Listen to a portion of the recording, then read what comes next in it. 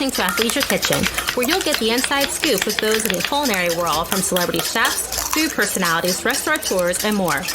I'm your host, Kimmy Smith of Athleisure Mag, so set an extra plate as we chat all things culinary.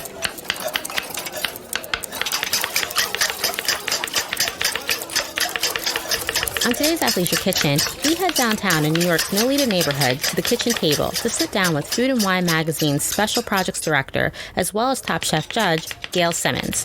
We talk about her food journey and the array of jobs that she took on in professional kitchens to understand the industry in order to be an effective food journalist. In addition, we talk about her unexpected transition into being a TV personality and what it's like to prepare for being on the show. We also talk about what's currently in her kitchen as we continue through the spring and making new dishes, welcoming guests into our homes for spring celebrations, and what key ingredients are in her kitchen for this time of year.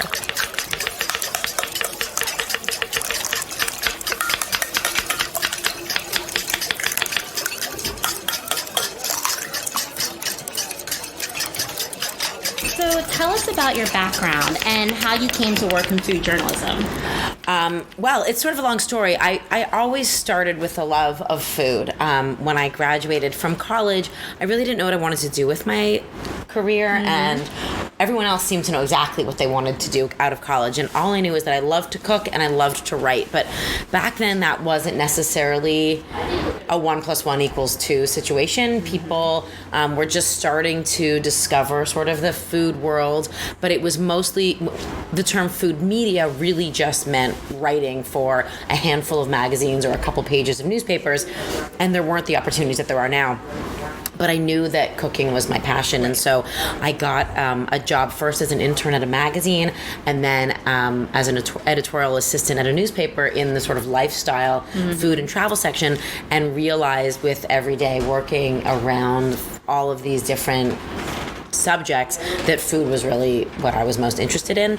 And from there, I was given a great piece of advice that sort of anyone can write. That, is something that you can practice on your own and you have editors for, but if you want to differentiate yourself and really make a mark in the food world, then you really need to understand the professional kitchen and learn to cook. So I picked up and packed up and moved to New York and went to culinary school. And from there, I worked in a few really tough but incredible professional kitchens as a line cook, and then always with the agenda that I wanted to write about it, knowing that I never wanted to be a chef in a kitchen full time. And so when the time was right, after I got a lot of experience and felt that I really understood how to cook well, cook properly, and had a great foundation, I moved back into writing, and I went to work first for Vogue magazine, and then for as an assistant to the food writer, and then for a chef doing events and marketing and PR, all sort of learning around the restaurant industry and every different aspect of what it takes to work in the food industry. Absolutely. And then about 15 years ago landed at Food and Wine magazine, and sort of been there ever since. That is just amazing. I mean, what was that moment that you realized that in addition to journalism, you wanted to enhance your brand as a personality and to make that move to TV as well? I didn't, actually. I never, ever consciously thought I want to enhance my brand as a personality. The word brand was never in my sort of language or in my purview. I never thought of going on television. It was always about writing and publishing for me. Back then, 14 years ago, I did a little bit of food television on behalf of Food and Wine in my early days there, because often morning shows would need someone to talk about recipes or wine trends from the magazine or what we're doing for our spring issue. And so I was the one who often went on, because I had the cooking background and the marketing background, to go on and be able to do cooking demos and talk with the anchors and the host. And so that sort of became part of what I did for the magazine. And about a year into my job at Food and Wine, Bravo came to Food and Wine with this idea for a food reality show about the real life of professional chefs. And they wanted to call it Top Chef, and they wanted Food and Wine to partner with them to teach them the world of food and cooking, and in exchange would put one of their editors on the judges panel. And so they screen tested me and asked me to do it, and been doing it ever since. I never meant to do it. I never sought it out, but we also certainly never knew it was going to be a hit show and it would last this long.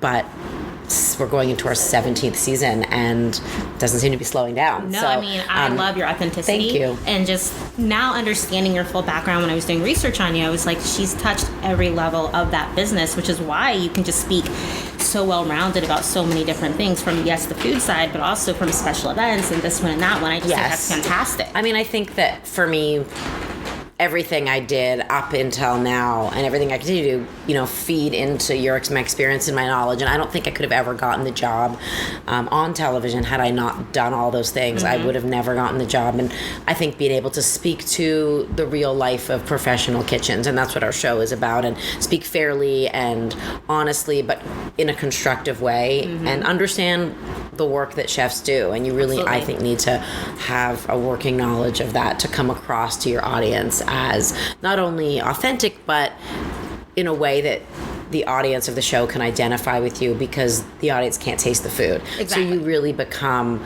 the taste buds for your viewers. And I think that all of the work I did before and leading up to my role in Top Chef helped prepare me. I love that. So what led to you creating cookbooks, and what is that process like for you when you're making them? Well, I think that these days, cookbooks, I mean, for me, was just a very natural offshoot of all the different things that I do, and finding a place where all of my recipes, my favorite recipes, could live, the recipes that shaped me, made me who I am, and the recipes that I've learned and brought home from my travels, that have become staples in my household. And I just wanted to share those with everybody, because I'm asked for them so often, and it was really an opportunity to put them all in one place. The process is rigorous. It took 2 years to write my most recent book. 2 years is sort of par for the course. Sometimes it can take many, many more. Oh, wow. From conception to publication. So it was an all-encompassing process. It's so much work in every aspect: testing, developing, rewriting the recipes, editing them, writing all of the head notes, the introduction, making sure that they're accurate, having someone else retest for that accuracy. I really wanted to make sure that every single recipe in the book not only sounded delicious, but was absolutely attainable for everyone to make at home. Wow. Thinking back to Top Chef, we've interviewed Chef Brooke Williamson and Richard Blaze. What is it like for you as a judge on the show? What is that process like? How do you get yourself prepared for those moments that are taking place? I mean, we've been making the show for so long that you got it to a system. Yeah, we have it down to a science. It is a great process, though, and we have a crew that's worked with us now for so many years, and everyone really understands what every episode takes. So we're a pretty well-oiled machine. I would say that the most important part of what I do is balancing being constructive and fair and understanding the challenge every episode, and making sure that I'm speaking to that challenge and what all of the different chefs are doing. The great thing about the show is that we travel to a different city for every single season. So I always do a little bit of research about the place, because the location is going to inform so much of the cooking, the ingredients, the history. The history of Charleston is going to be very, very different than the history of Boston, which is going to be very different than the history of Kentucky or California. Yes, of course. And I think that really plays a great role and is what differentiates our show from all others. And it's also so inclusive too. I mean, I'm from Indiana originally, so hearing a lot of the Kentucky recipes they were talking about, those fold into Indiana. Absolutely. There's a lot of overlap, and I think that that's what makes our show really fun, is that you don't have to be a great cook to identify with loving food or understanding the history of this country and how food plays such a great role in that, and in our families and the way that we eat, the way that we go out, the way we celebrate, and we try to stay really true to the locations that we go to. Wow. So how would you define your style of cooking? I think my cooking is spontaneous. I think that it changes with the seasons. I'm a mom, and my cooking has certainly changed a lot since I became a mother. I want flavor, and I want it to be healthy, and I want it to be easy to make, because I I don't want to give people recipes that are going to take them 3 days in the kitchen, and I certainly don't have time to dedicate. So I think my style really calls from all of my travel experiences and my childhood. There's a lot of influences. People always ask me, what's your favorite thing to cook? And I never have one favorite thing. It really depends on the time of year and where I traveled to last and the ingredients that I'm the most excited about, and then ways of organizing them and being efficient in the kitchen to get the most flavor by doing the least to the really good quality food that I have. So because you have done so much in the food industry, are there other projects that you would love to be a part of that you've yet to tackle, that you know you want to tackle, being a TV personality and cookbooks and all of these different things? I think there's so many things. There's so much more travel that I want to do, and I think that giving back to the community that helped me for so long is something really important to me, and there's so many ways to do that right now.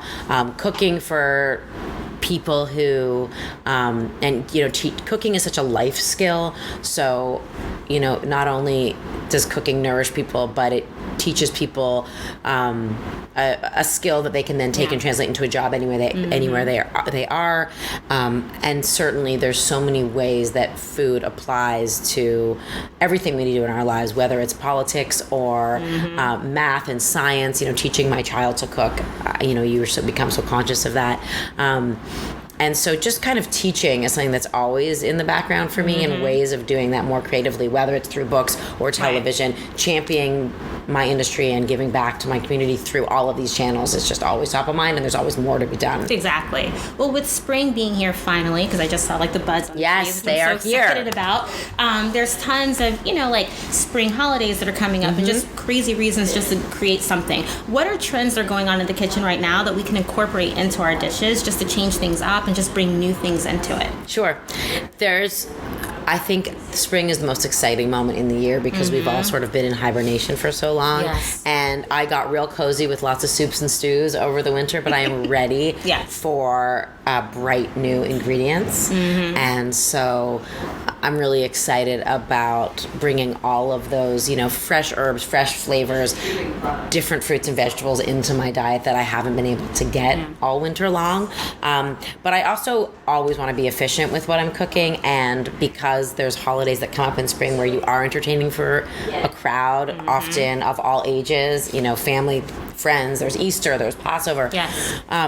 You really want to make the most of and optimize your time in the kitchen. So my entertaining strategies are always about finding recipes that you can be organized with, prepare as much as possible in advance, so that when your guests arrive, you just do the minimal to get it on the table so you can spend time with them. People come by unexpectedly sometimes, and what do you suggest we should always have in our fridges so that we can ensure that we're always ready? Because sometimes you just never know when, Auntie May comes. Yes, and there's nothing to eat. It's true. I mean, I think with a few very simple ingredients, whether it's breakfast, lunch, or dinner, there's lots of ways to use them so that, it's about picking ingredients that are versatile, that you can use in different ways, no matter what. A few products that I love, certainly if I have anything, lots of fresh herbs in my fridge, lots of citrus, because they can be added to anything from pasta to cottage cheese and turned into so many different things in so many ways, or even some eggs, that they can go on top of. I love keeping, good quality dairy products are always in my fridge. And as I said, herbs and citrus, some cheese, some eggs, and then, as much fresh ingredients as possible. So if you have salad greens, or you have, a few key bowls of berries, you can make 100 different things. Breakfast is, for example, a time when I feel like people run out of ideas and there's a million things going on in the morning. Getting your kids out of the house, or often entertaining when you have to wake up and do it all so quickly. If you're having people over for brunch or Easter, for example, if you can think a little bit ahead of time, that's a great way to make a really beautiful statement with minimal work. So one thing I always advocate is big batch cooking. I love making granola, for example. And I'll smart. make it, a week in advance, a big batch that I can eat throughout the week, and I can just have it as my go-to to put on top of things in the morning, or just eat a handful to grab and go if I need a snack. And when you have granola and you have some fresh berries and you have some herbs in your fridge and some cottage cheese, then there you have the perfect protein-packed, I love that. versatile and easy breakfast parfait, and it looks beautiful and it tastes great for everyone. I love at your table. I mean, that's amazing. So when you are planning for like 8 or 10 people that you know are coming, people get overwhelmed with the idea of how do they mentally get into the process of preparing a dinner party basically for people. What do you do? Well, I always make sure that I make my lists and be organized. I can never underestimate how important that is, especially when you have guests arriving. Also, trying not to do too many things and always asking for help. I think people forget to do. So, for example, if I'm having people over, I want to think about 2 days out what I can do, 1 day out what I can do. And sometimes that feels daunting. No one has 3 days to make a meal. But I'm not also talking about major cooking. Just marinating your meat in the morning so that when you go to cook it 8 hours later, it's got all that flavor already done. It's 20 minutes in the morning, and then you're ready to cook as soon as guests arrive. And, same with making all of your dressings in advance. If you're making a salad, I love making bowls, grain bowls, for example.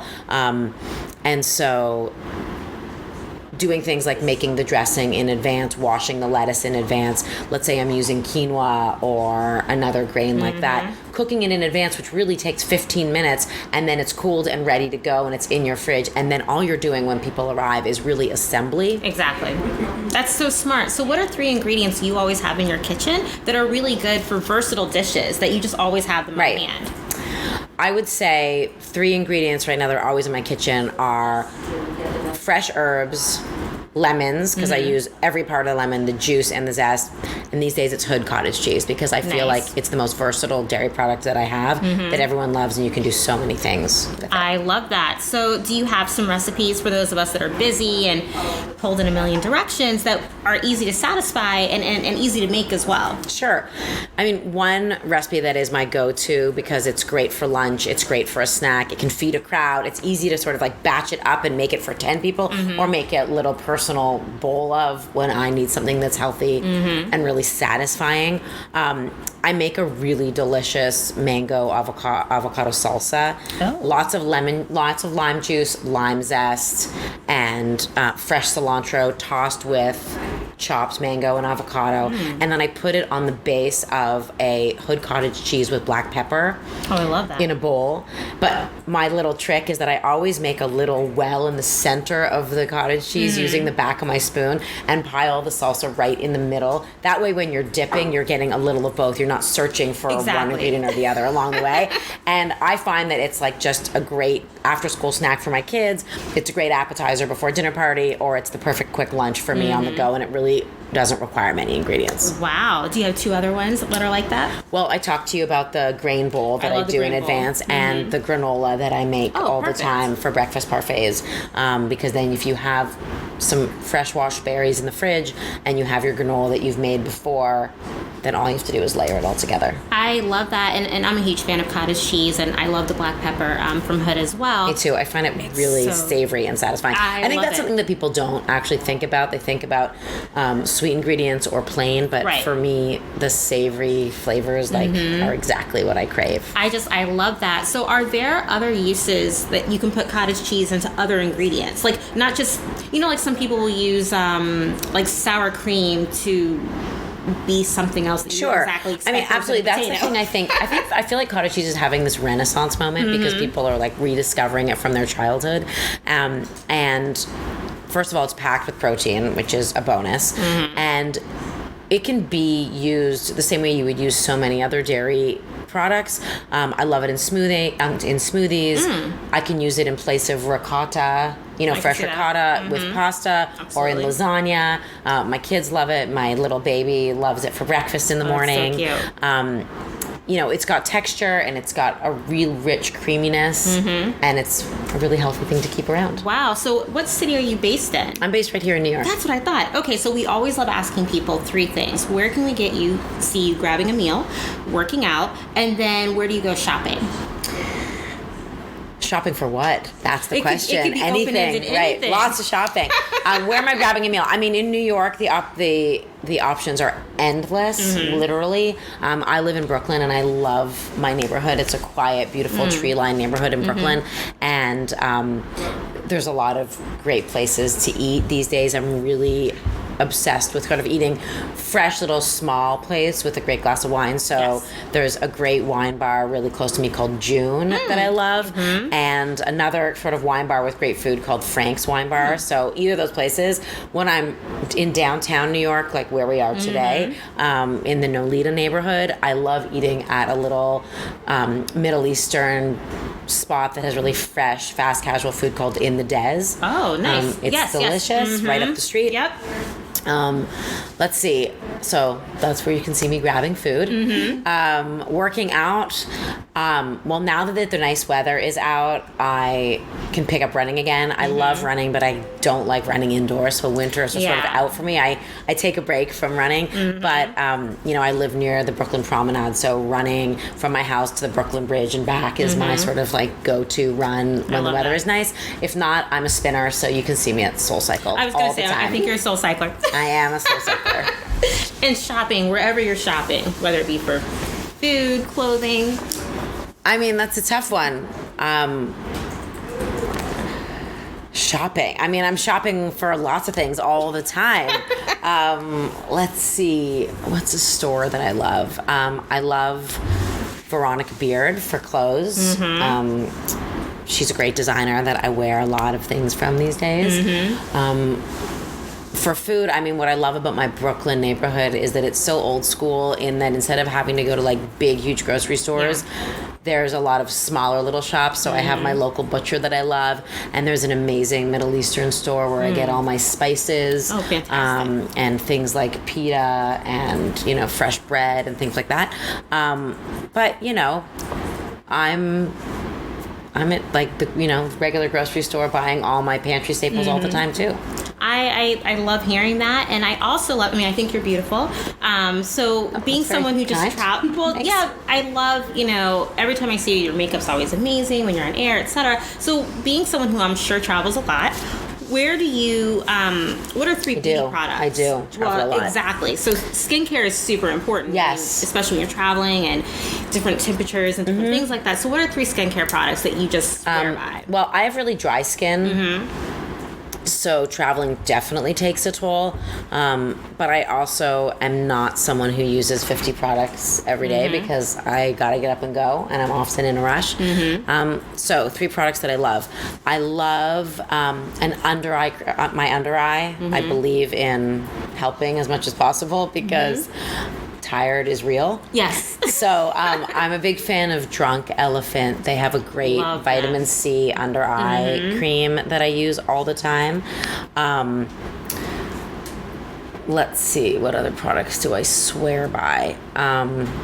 There's a really beautiful store here in New York. There's also one in Boston. I think there's a few other locations as well, DC possibly, called Folane, and it's a beauty care store that is the most stringent, sort of non-toxic beauty products, everything from body to face to makeup, and hair products that are all not only good for the planet, but really, all the ingredients are really pure and all natural. And so I use a lot of their products as well. I love Naturopathica skincare line. I use a bunch of their products. I love their daily moisturizer. And there's this body balm that I absolutely love called Osea, O-C-E-A. I know what you're talking about. They carried it full lane, so I've got it there before. I first got it as a gift and just became obsessed with it. I love the smell. It's really rich and luxurious and really natural, beautiful skincare product for your whole body. Well, I love that. And our last question is, you're so busy. How do you take time for yourself? Like, what do you do to kind of recharge and just reconnect with the world? It's a hard thing to do. I know. It requires actual carve out time, I know. on the calendar, for sure. Working out and clearing my brain is really important. I have to force myself to do it. But it's, for me, it's not about losing weight or, obviously all that stuff is great, staying healthy, but it's also about clearing my head and de-stressing.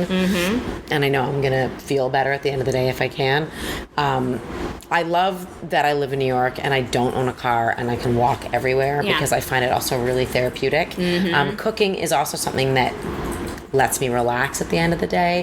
There's nothing I love more than having a night at home with friends where I can sit around the table and I can cook for them and I can kind of de-stress and really reconnect with the people that I love the most. And that to me is taking really good time.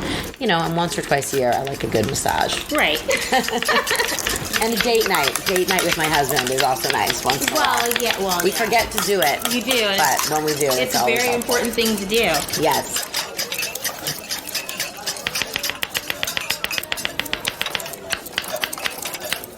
We can't wait to sit with you again every 2 weeks to share another great story with you at Athleisure Kitchen. Athleisure Kitchen is a part of Athleisure Studio, our multimedia podcast network, which is a division of Athleisure Media and whose sister site is Athleisure Mag. Get the latest episode by enjoying us on your favorite podcast platform and by checking out the show notes for additional content. You can stay in the loop on who future guests are by visiting us at athleisurestudio.com/Athleisure Kitchen and on Instagram at Athleisure Kitchen and at Athleisure Studio. I'm your host, Kimmy Smith. Athleisure Kitchen is executive produced by Paul Farkas and myself. It is mixed by the team at Athleisure Studio and is available on your preferred podcast platforms, including Spotify, Apple Podcasts, Google Podcasts, Stitcher, and wherever you enjoy listening. We'll see you guys in 2 weeks, so make sure that you set an extra plate for us.